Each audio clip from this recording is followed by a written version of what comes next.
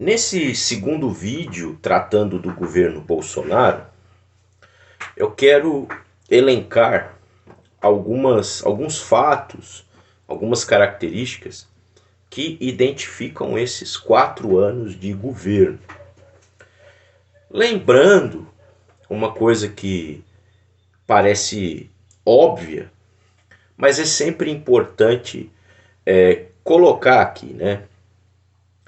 Na nossa história republicana, depois da reabertura política, né, a reeleição ela foi estabelecida no governo Fernando Henrique Cardoso e o próprio presidente Fernando Henrique acabou beneficiado por essa emenda constitucional que estabeleceu a reeleição. E desde então, os presidentes sequentes, o presidente Lula e a presidente Dilma Rousseff, acabaram sendo reeleitos. Governaram, no caso do presidente Lula, governou o país por 8 anos, e a presidente Dilma governou o país por 6 anos, em função do processo de impeachment que ela sofreu, e aí foi afastada do poder executivo. Pois bem, Jair Bolsonaro, foi o primeiro presidente que, ao tentar se reeleger, acabou derrotado nas urnas. Mesmo tendo, como eu disse no primeiro vídeo, uma votação extraordinária, 58 milhões de votos, mesmo assim não foram suficientes para que ele vencesse o ex-presidente Lula nas urnas, presidente que agora governa o país pela terceira vez. Não é à toa que ele não conseguiu a reeleição. Ou seja, os 4 anos de governo Bolsonaro, de certa maneira, foram marcados por fatos como a Covid-19 e a trágica condução do Poder Executivo em face à pandemia. Tanto é que o resultado disso são praticamente quase 700 mil vítimas de Covid no Brasil, e a condução do governo federal em torno desse tema foi trágica, inclusive recomendando medicações, como o caso da cloroquina, que cientificamente está mais que comprovado que não tem eficácia alguma contra isso, fora um sentimento de antivacina estabelecido de forma, vamos dizer assim, indireta por este governo. Ou seja, o Brasil, que historicamente tem know-how em vacinação, em campanhas de vacinação, etc., o Brasil, nessa condução de combate à Covid, e lembrando que o desenvolvimento de uma vacina, no caso da pandemia aí, que a gente ainda convive com a pandemia, ela não acabou, né? Mas a produção dessas vacinas, elas aconteceram em tempo recorde, né? Ocorreu uma mobilização internacional, uma mobilização global científica na busca por uma vacina. Isso ocorreu. E vale lembrar que no caso brasileiro a gente precisa dar destaque ao governo de São Paulo, na época, capitaneado por João Dória, que num esforço junto ao Instituto Butantan conseguiu produzir a Coronavac, a vacina brasileira, que, independente de qualquer crítica que a gente possa fazer ao próprio governador João Dória, tanto é que ele não conseguiu concretizar a sua candidatura à presidência da República. Não só ele se anunciou enquanto candidato e depois foi praticamente rechaçado, colocado de lado, e o próprio PSDB apoiou Simone Tebet à presidência, mas também João Dória não conseguiu fazer de Rodrigo Garcia o seu vice-governador. governador do estado. Algo que Bolsonaro, de certa maneira, tem como capital político, porque ele fez Tarcísio, né, então ministro do governo Bolsonaro, carioca, tornou Tarcísio governador do estado, já é governador aqui do nosso estado, empossado há praticamente uma semana, Tarcísio de Freitas. Então, assim, como características, a primeira característica, o primeiro elemento que vale a gente destacar, que de certa forma explica essa derrota, é a trágica condução da crise estabelecida pela pandemia de Covid-19. Tanto é que foram realizadas trocas de ministros da saúde, inclusive um desses ministros era um militar, o general Pazuello, que agora foi eleito deputado federal pelo Rio de Janeiro, o que evidenciou que algo de errado tinha ali. Um general do Exército como ministro da Saúde.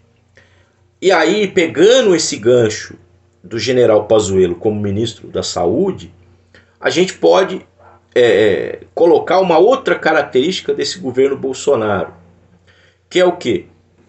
Que é arregimentar, trazer para o governo, trazer para o Estado brasileiro uma série de militares nos altos escalões do governo.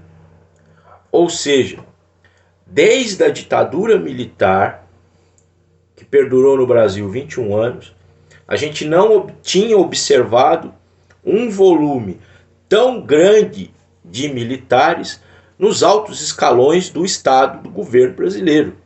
Tanto é que o presidente Lula, né, agora já há uma semana na função, o governo Lula já exonerou uma série de militares, então alocados nos ministérios, nos altos escalões, nas secretarias, etc, etc. Se não me engano, cerca de 8.000 militares integravam esses altos escalões do Estado brasileiro durante o governo Bolsonaro. Então, essa também é uma outra marca. Uma outra marca do governo Bolsonaro, e aí é uma marca, vamos dizer assim, que se mostrou mentirosa, de certa forma, é uma política econômica de caráter liberal, levada adiante pelo ministro da Economia, Paulo Guedes. Pois bem, esse liberalismo, então vociferado na figura desse ministro, ele não se sustentou no decorrer dos 4 anos. Apesar de políticas privatistas, privatizantes, exemplo, a Eletrobras privatizada, isso de certa forma demonstra uma ação econômica liberal no sentido de enxugamento do Estado, no sentido de fazer uma política econômica inteiramente voltada para o mercado e não para políticas sociais. Aí também um outro fator determinante para a derrota de Bolsonaro. As políticas sociais no governo Bolsonaro, elas foram travadas. O antigo Bolsa Família foi transformado, de certa maneira, no chamado Auxílio Brasil, no meio da crise pandêmica.